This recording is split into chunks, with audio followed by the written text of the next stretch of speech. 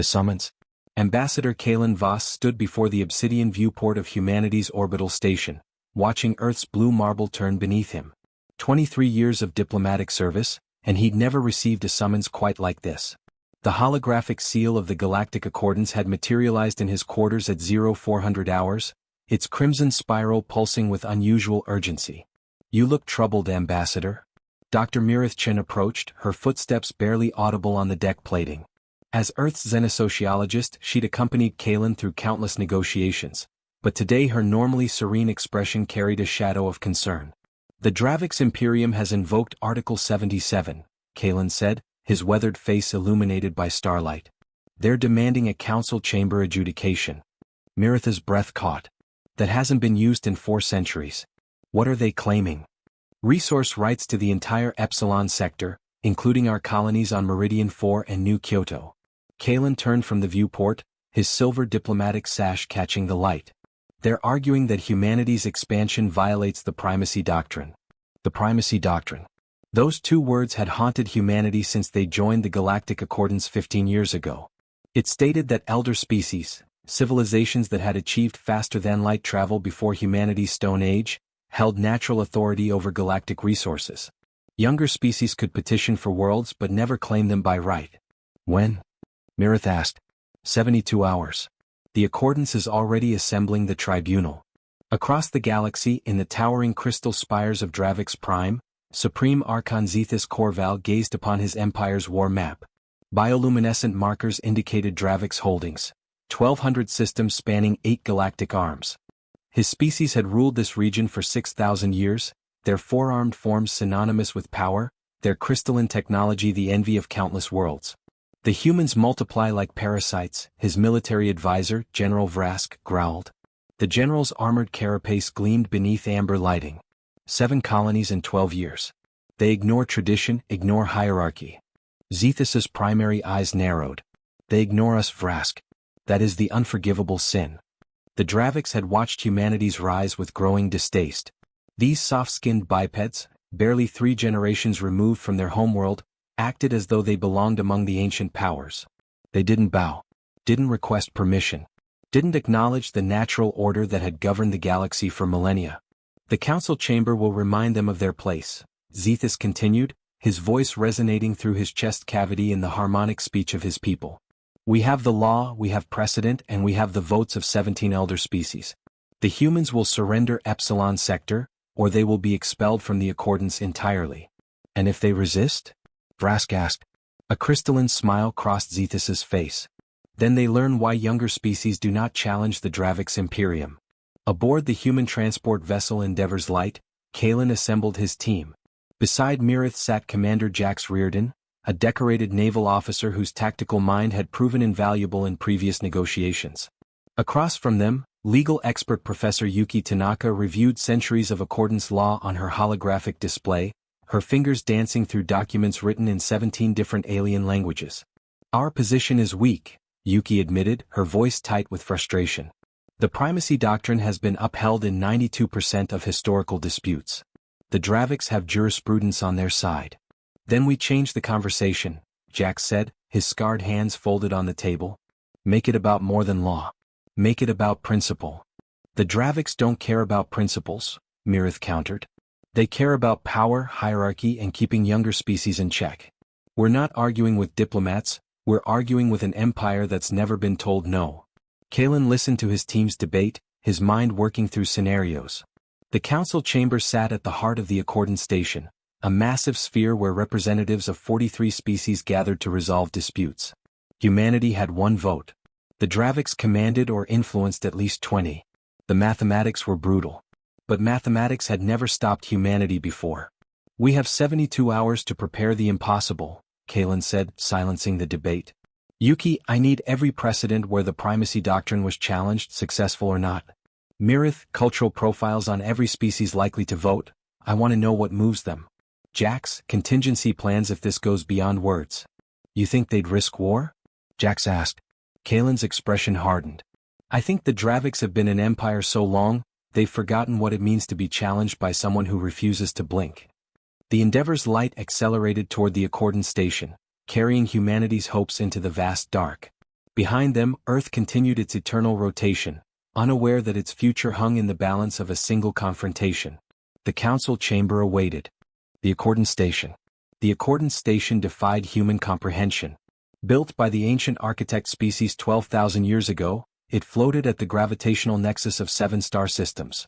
A perfect sphere 30 kilometers in diameter, its surface alive with shifting geometric patterns that responded to quantum fluctuations across the galaxy.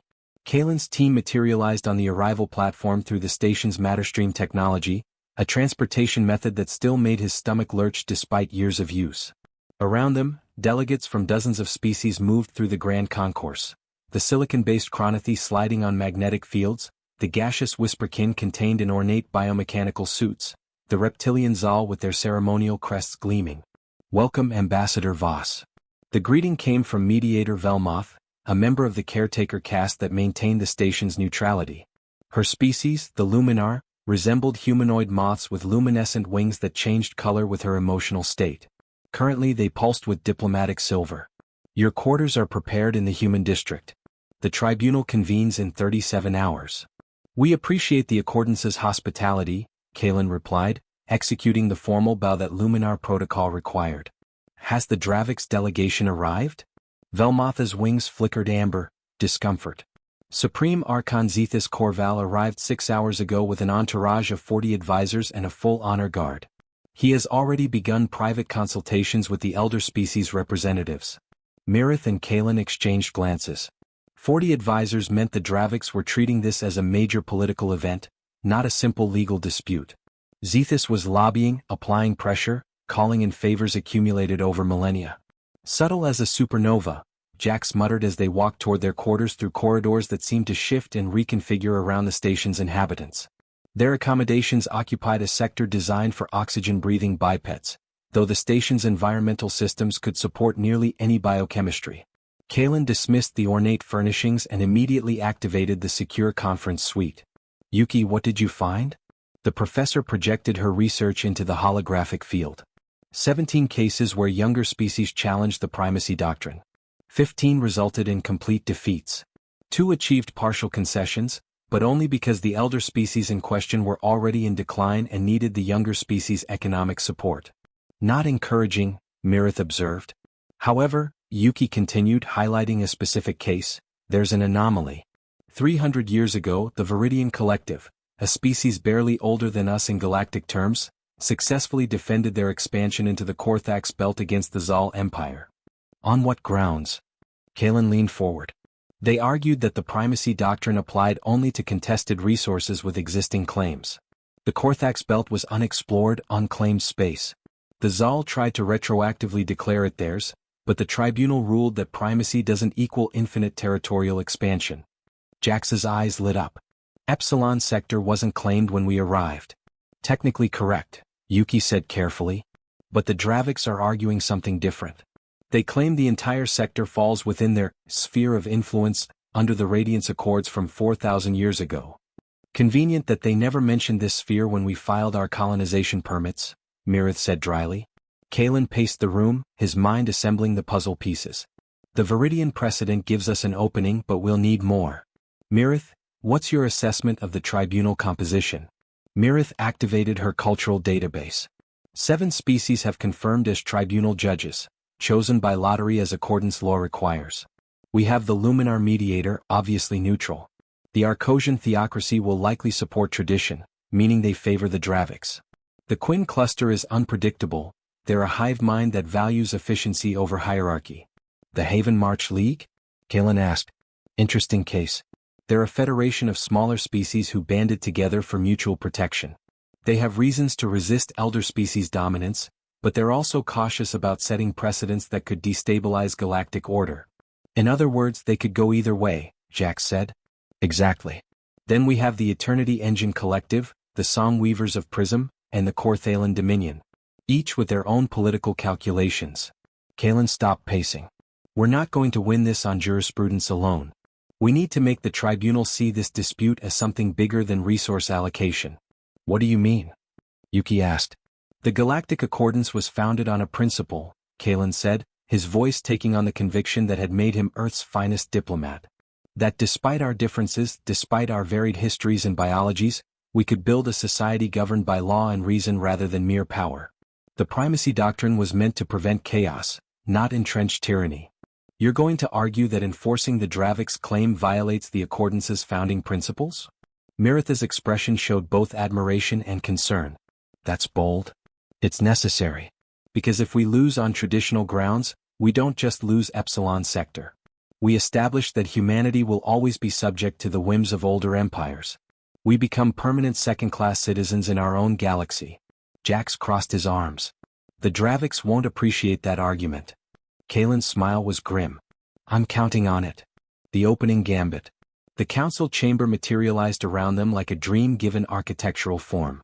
The spherical room's walls displayed the real-time positions of every star in the galaxy, creating the illusion of floating in space itself. 7 tribunal judges sat at equidistant points along the chamber's equator, each on a platform adjusted to their species' environmental needs. In the center, suspended in null-gravity fields, floated the speaking platforms for the petitioner and respondent. Supreme Archon Zethus Corval commanded his platform with the bearing of 6 millennia of imperial authority. His crystalline armor refracted light in patterns that his species used to display emotional dominance. Beside him stood a phalanx of advisors, their combined presence a visual reminder of Dravik's power. Kalen took his position alone on the opposing platform. He'd instructed his team to remain in the observation gallery, a calculated choice that made him appear vulnerable, yes, but also highlighted the disparity in how each side approached this confrontation. Mediator Velmotha's wings shimmered with ceremonial gold as she initiated proceedings. The Accordance recognizes this tribunal, convened under Article 77. Supreme Archon Zethus Corval of the Dravik's Imperium, you may present your petition. Zethus's 4 arms spread in a gesture of magnanimous authority. When he spoke, his words were simultaneously translated into 43 languages by the Chamber's linguistic matrix. Honored Tribunal, I come before you not in anger but in sorrow. The Dravik's Imperium has stewarded this galaxy with wisdom earned through epochs. We have maintained order when chaos threatened. We have guided younger species toward civilization. His primary eyes focused on Kalen with what might have been pity. Humanity is young. In their eagerness, they rush forward without understanding the delicate balance that preserves galactic peace. They claim systems in Epsilon Sector that fall within Dravik's sphere of influence established by the Radiance Accords, ratified 4,000 years before their species discovered fire. Murmurs rippled through the observation galleries. The Radiance Accords were ancient, their exact provisions debated by scholars but generally accepted as legitimate. We do not seek to punish humanity, Zethus continued, his voice dripping with false benevolence. We seek only to educate them. To help them understand that in the Accordance, age brings wisdom, and wisdom demands respect. The primacy doctrine exists to prevent exactly this kind of presumptuous expansion. He gestured, and holographic evidence filled the chamber. Maps showing Dravik's territorial claims dating back millennia, trade routes that passed through Epsilon Sector, ancient sensor buoys that the Imperium had placed in the region. 7 colonies built without consultation. 7 violations of established order. 7 insults to the very principle that keeps our accordance from descending into territorial warfare. Zethus's voice hardened. The tribunal must rule that humanity's claims are void, their colonies subject to Dravik's authority, and their expansion restricted until they demonstrate the maturity required for responsible stewardship. The tribunal judges shifted, their various forms of body language suggesting consideration. Kalen watched the Arcosian representative, a being of living stone, nod slowly. The first vote secured for the Draviks. Ambassador Voss, Velmoth said, her wings now neutral white. You may respond. Kalen remained still for 3 full seconds, letting silence build in the vast chamber. Then he spoke, his voice calm but carrying an edge that made several judges lean forward. The Supreme Archon speaks of wisdom earned through ages. I wonder then why that wisdom didn't include informing humanity of these claims when we filed formal colonization permits 15 years ago. Zethus's crystalline features flickered with surprise. Kalen pressed forward. We submitted our expansion plans to the Accordance Bureau of Territorial Administration. We followed every protocol, every regulation. We waited the mandatory review period. During that time, 47 species had the opportunity to raise objections. He turned to address the tribunal directly. The Dravik's Imperium said nothing. For 15 years they said nothing. Only now, when our colonies flourish, When we've invested trillions of credits and thousands of lives in building a future, do they suddenly discover ancient claims?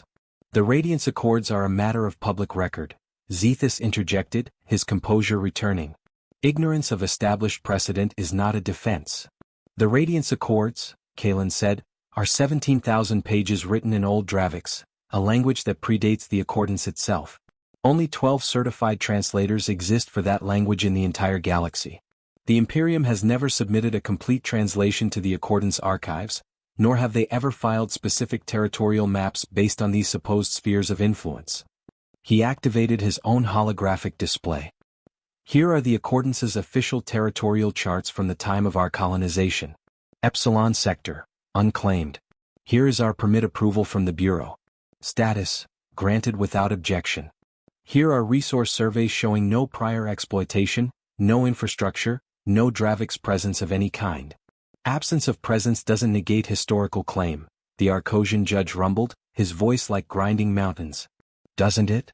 Kalin met the judge's crystalline gaze. Then where does claim end and empire begin?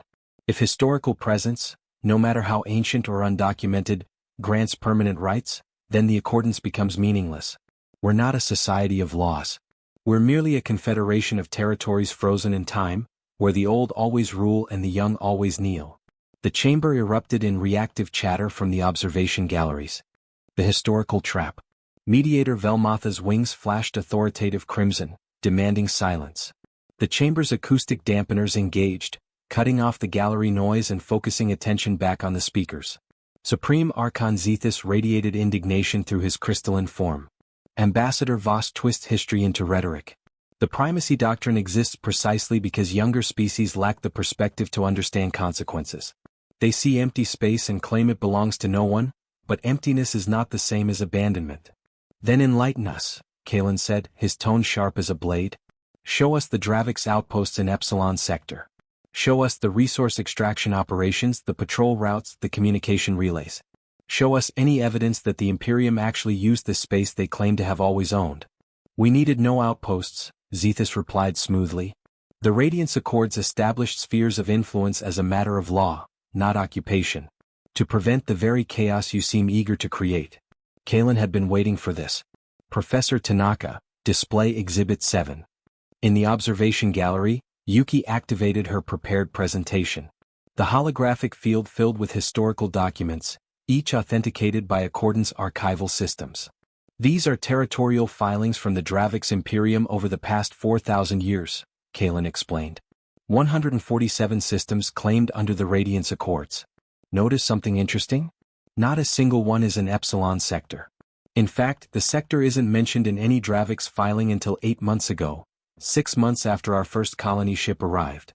A visible ripple went through the tribunal.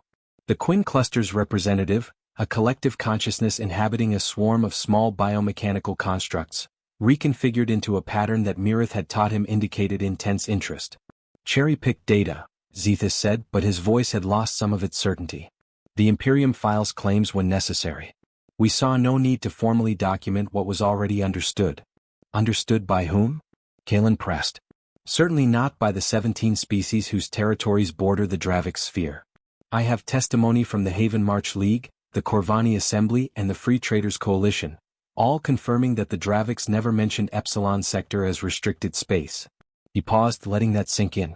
This isn't about ancient rights or historical wisdom. This is about an empire that grew complacent, that didn't bother to properly document their claims, and now wants to retroactively appropriate someone else's work. Inflammatory accusations, the Arcosian judge warned.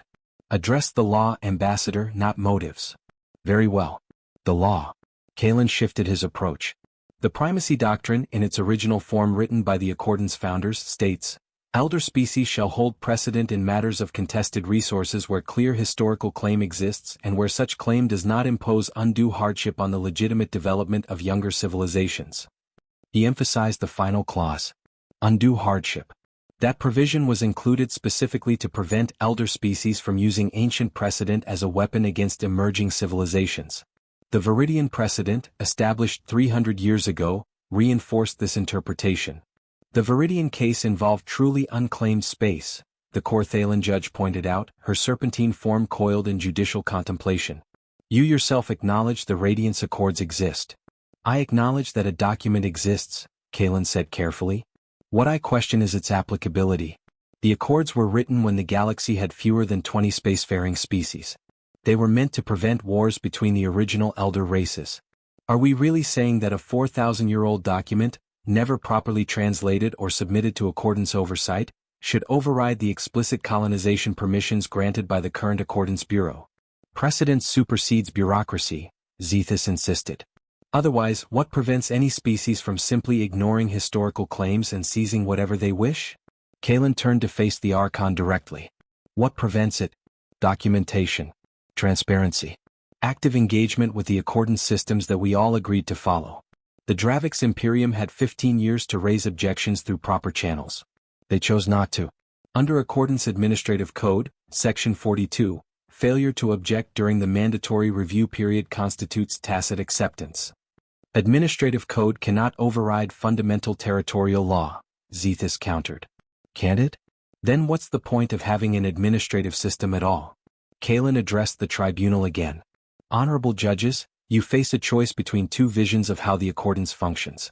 One vision says that ancient empires can enforce claims selectively, whenever convenient, using documents that may or may not apply, that may or may not have been properly registered, and that younger species have no real recourse except to hope for the elder species' mercy.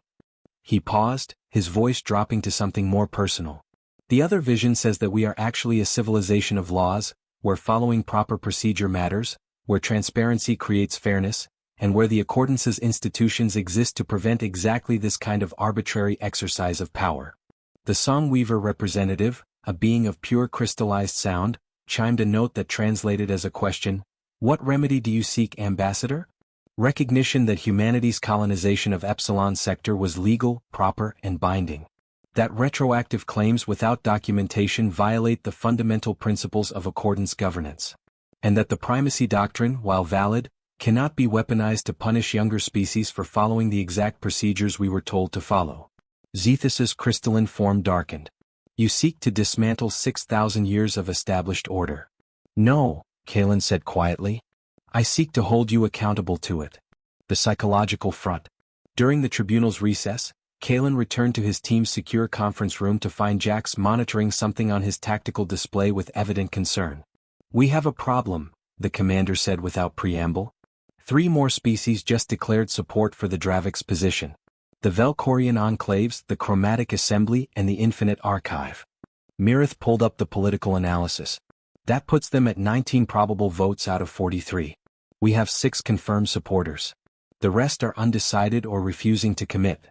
The Dravix are offering trade concessions, Yuki added, her research having uncovered the diplomatic activity. Preferential access to their hyperlane network, technology sharing agreements, security pacts. They're buying votes. Kalen absorbed this information without visible reaction, though inwardly he'd expected it. The Dravix hadn't maintained an empire for 6 millennia by relying solely on legal arguments. Then we make this about more than votes, he said. How? Mirith asked. We don't have their resources, their influence, or their history. We're arguing from a position of fundamental weakness. Are we? Kalen pulled up the holofield, displaying the faces of the 7 tribunal judges. What's the one thing the Dravix can't buy? The judges themselves. Accordance law is absolute on this. Tribunal members are sequestered, forbidden from any contact with the litigants beyond the formal proceedings. No bribes, no threats, no private negotiations. So we need to win the actual legal argument, Jack said. Which brings us back to being outmatched. Not if we change what we're arguing about. Kalen's mind was working through the psychological angles that had made him Earth's premier diplomat. The Dravix case relies on deference, the assumption that elder species deserve authority because they're elder. But look at the judges. Really look at them. He highlighted 3 of the 7 species. The Haven March League, a federation formed because smaller species needed to band together against elder species dominance. The Quinn Cluster, a hive mind that values efficiency and logic over tradition. The Eternity Engine Collective, artificial intelligences who literally rebuilt themselves from scratch, who have no patience for, we've always done it this way, arguments. Understanding dawned on Mirith's face. You're going to make them see themselves in us. Exactly. The Dravix want this to be about law and precedent because they win that fight. But if we make it about power dynamics, about whether the accordance is truly a civilization of equals or just a hierarchy with prettier language, then we activate the judge's own biases. That's manipulative, Yuki said, though not disapprovingly. That's diplomacy, Kalen replied. When the proceedings resume, I need each of you ready. Mirith, I want psychological profiles on every judge. What arguments resonate with their species' values? Yuki, find me every case where the tribunal ruled against an elder species. Jax, I need you to prepare contingency scenarios for if this goes badly. How badly? Jax asked. Worst case? The Draviks try to enforce their ruling militarily. Best case? We establish a precedent that limits elder species authority going forward. And the probable case? Mirith pressed. Kalen's expression was grim. We're about to find out. When proceedings resumed, the atmosphere in the council chamber had shifted. News of the Draviks' diplomatic offensive had spread, and the observation galleries were packed with representatives from dozens of species, all watching to see how this confrontation would resolve. Zethus opened with a new strategy. The tribunal should consider the broader implications of ruling against the Draviks' petition. If historical claims can be dismissed simply because younger species chose to ignore them, we invite chaos. Every border becomes disputed. Every treaty becomes optional. The accordance itself becomes meaningless. It was a clever reframing, turning Kalen's own argument about institutional legitimacy back against humanity. The Supreme Archon raises an important point, Kalen acknowledged, surprising everyone by agreeing. Stability matters. Predictability matters. These are the foundations of civilization. He paused. Which is exactly why the Draviks' approach is so dangerous. Zethus's crystalline features flickered with irritation at being baited. Consider what the Imperium is actually asking for, Kalen continued. They want the right to invoke ancient documents that were never properly filed with accordance systems. They want to enforce claims they never bothered to document during the 15 years we followed proper procedure. They want younger species to somehow know about restrictions that exist nowhere in official records. He addressed the Haven March League judge directly. How does your Federation plan for expansion if hidden claims can emerge at any time? How do you negotiate borders if the elder species can simply declare, actually, we own that all along, whenever it suits them? The judge's collective consciousness rippled, a sign of consideration. The Quinn cluster values efficiency, Kalen said, turning to that judge. What could be less efficient than a system where following official procedures provides no protection? Where younger species must somehow intuit the undocumented intentions of empires 10 times their age. You speak of fairness, Zethus interrupted.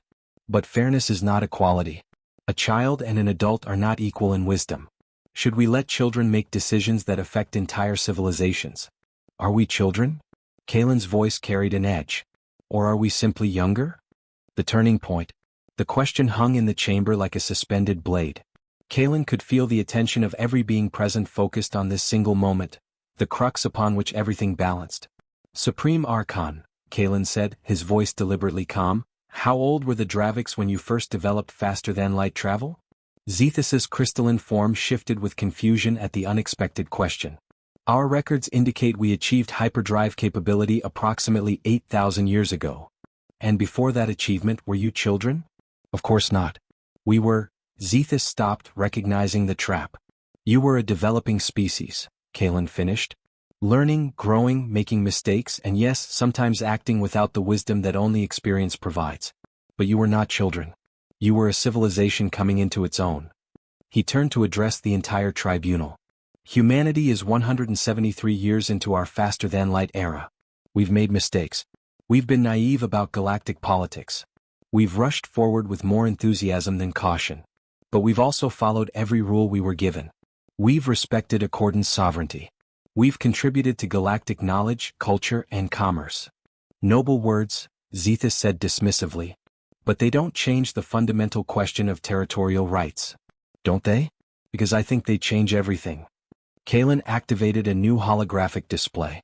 Let me tell you about the Draviks Imperium's own history. 8,000 years ago, you emerged into a galaxy already populated by elder species. The architects, the primordials, the eternal dynasty, civilizations millions of years old who viewed you exactly as you now view us. Zethus's forearms tensed. Ancient history is irrelevant. Is it? According to Accordance archives, The Dravik's expansion into what is now your core territory violated the primordials' claimed sphere of influence. They invoked their version of the primacy doctrine. They demanded you submit to their authority. The chamber erupted in murmurs. This was history few remembered. The primordials had vanished 2 million years ago, their fate unknown. The Dravik's response, Kalen continued, reading from authenticated records, was that active presence matters more than ancient claim. That the primordials' absence from those systems for 10,000 years constituted abandonment. That younger species deserve opportunity, not eternal subjugation. Circumstances were different, Zethus said, but his voice had lost its certainty. Were they? Or is it simply that you were on the other side? Kalen's accusation was gentle but devastating. You won that argument, Supreme Archon. The ancient accordance tribunal of that era ruled in favor of the Draviks, establishing the precedent that claims require active maintenance, not just historical documentation. He pulled up the ancient ruling, its text glowing in the holographic field. The judgment specifically states, no species shall hold eternal dominion over space it does not actively steward. The galaxy is vast, but younger civilizations must be permitted to grow, or we create a permanent aristocracy of age rather than a true confederation of equals. The Eternity Engine Collective Judge, a distributed intelligence inhabiting crystalline nodes, pulsed with what its species used to indicate agreement. The precedent is clear. We find this historical ruling compelling. That ruling applied to the primordials specifically, Zethus argued, his composure cracking. The circumstances, Kalen interrupted, are that a younger species followed proper procedures, received official approval, invested enormous resources in good faith, and is now being told that none of that matters because an elder species has secret claims they never bothered to formally document or enforce. He let that statement resonate before continuing. Every species in this chamber should consider what we're really deciding here.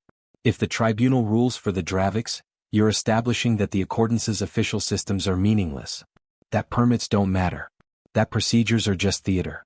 That younger species exist at the sufferance of elder ones, regardless of what the law actually says. The Song Weaver judge chimed a crystalline note. What of the Radiance Accords? Do they have no weight? They have exactly the weight that proper documentation and active enforcement provide, Kalen replied. If the Draviks had filed those claims with Accordance systems, we would have respected them. If they had objected during our review period, we would have negotiated. If they had maintained any presence in Epsilon sector, we would have acknowledged it. They did none of these things, Kalen said, his voice carrying absolute conviction. Instead, they waited until we had built homes, schools, research facilities, until we had families living on those worlds, until revoking our presence would cause maximum disruption and hardship.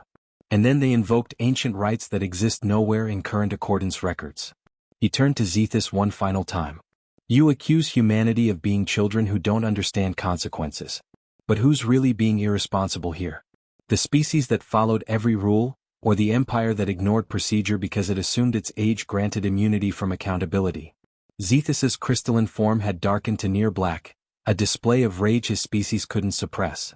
You dare lecture the Dravik's Imperium on responsibility? We have maintained order in this galaxy for 6,000 years. And in that time, Kalen said quietly, did you forget what it was like to be the young species fighting for recognition? Did you become what you once opposed? The silence that followed was absolute. Mediator Velmotha's wings flickered with unprecedented emotion, colors shifting through patterns that suggested she was struggling to maintain neutrality. The tribunal will recess to deliberate, she announced. We will return with our judgment in 6 hours. The verdict? 6 hours felt like 6 years. Kalen's team gathered in their quarters, too tense to rest, too exhausted to strategize further. They'd done everything possible. Now they could only wait while 7 judges decided humanity's future among the stars. I've been monitoring the voting block communications, Jack said, his tactical training unable to resist gathering intelligence. The Draviks are panicking. They're calling in every favor, making promises that border on violations of Accordance neutrality laws. Desperation, Mirith observed. They didn't expect to actually be challenged. Yuki was less optimistic. Even if we win the tribunal, we still have the general Accordance vote. 19 species supporting the Draviks gives them blocking power on most resolutions. One battle at a time, Kalen said, though he knew she was right. This tribunal decision would set precedent, but it wouldn't end the political fight. An alert chimed. The tribunal was ready. The council chamber felt different now, charged with anticipation with the weight of historical significance. As Kalen took his position, he noticed the observation galleries were packed beyond capacity. News of this confrontation had spread across the galaxy. Billions of beings were watching through quantum-linked broadcast. Mediator Velmotha's wings had settled into the pure white of absolute judicial neutrality. The tribunal has reached a decision. All parties will remain silent until we have delivered our complete judgment. The 7 judges activated their holographic seals, each glowing with their species signature. Velmoth continued, her voice carrying the weight of accordance law itself. The tribunal has reviewed all evidence, precedent, and argument. We have considered the Radiance Accords, the Primacy Doctrine, the Viridian Precedent, and the ancient ruling regarding the Dravix primordial dispute. We have evaluated the procedures followed by humanity and the claims advanced by the Dravix Imperium. She paused, and Kalen felt his heart hammering despite his outward calm. We find that while the Radiance Accords constitute a legitimate historical document, their application to Epsilon Sector is not supported by sufficient evidence. The Dravix Imperium's failure to file specific territorial claims with accordance systems, their lack of objection during the mandatory review period, and their absence of any active presence in the disputed region constitute a pattern of non-enforcement that undermines their current petition. Zethus's crystalline form flashed with barely contained fury, but he remained silent as required. Furthermore, Velmoth continued, we find that the ancient precedent cited by Ambassador Voss is directly applicable.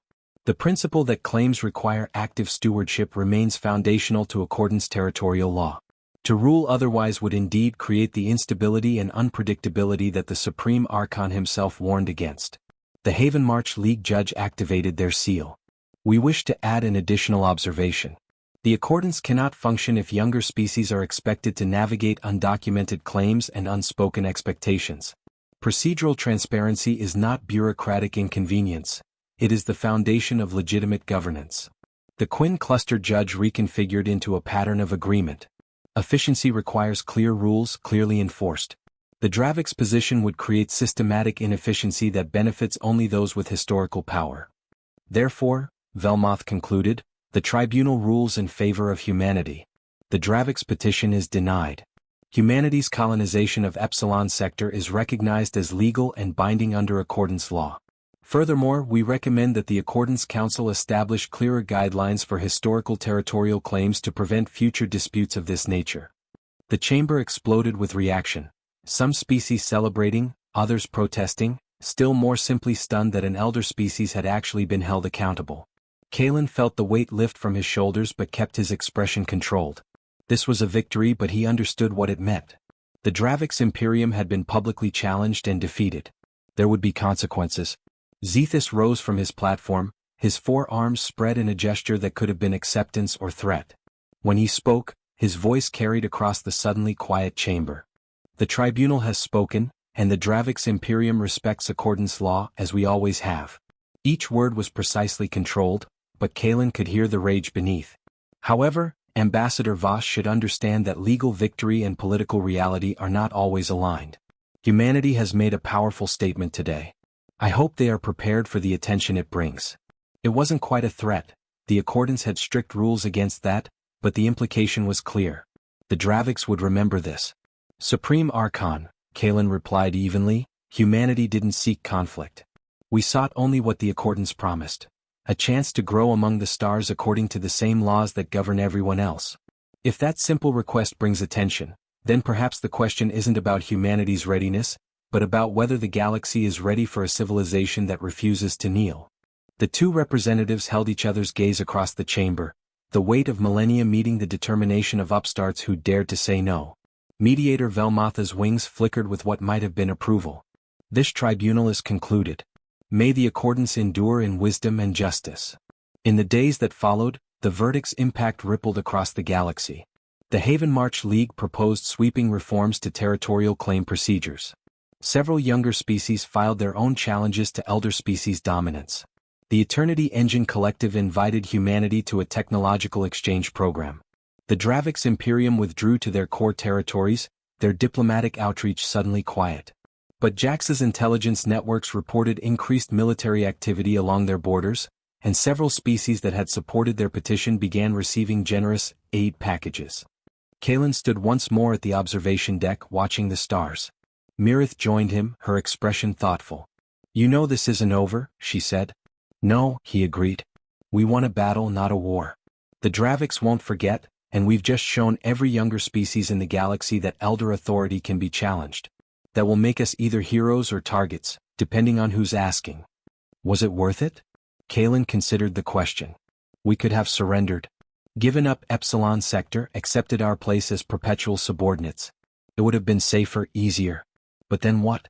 We'd have established that humanity's place is to ask permission, to accept limits others impose, to always be the younger sibling hoping for scraps from the adult's table. He turned to face her. Our children will face consequences from this decision. But they'll face them as equals in a galaxy that knows humanity doesn't accept arbitrary authority. They'll face them standing upright instead of kneeling. That's very poetic, Mirith said with a slight smile. Also potentially catastrophic. Sometimes the same thing, Kalen admitted. Welcome to galactic politics. Behind them, Earth continued its eternal dance through the cosmos. 7 colonies in Epsilon Sector celebrated their secured future. And somewhere in the vast dark, ancient empires reconsidered what it meant to share the galaxy with a species that had looked at 6,000 years of precedent and said, "Prove it." The accordance had been tested. The outcome remained unwritten. But humanity had established something far more valuable than territorial rights. They'd established that in the council chamber, when it mattered most, they would not be dismissed, would not be ignored, and would not accept that age alone granted the right to rule. The galaxy would have to adjust. And if history had taught Kalen Voss anything, it was that adjustment never came peacefully. But that was a problem for tomorrow. Tonight, against all odds, humanity had won.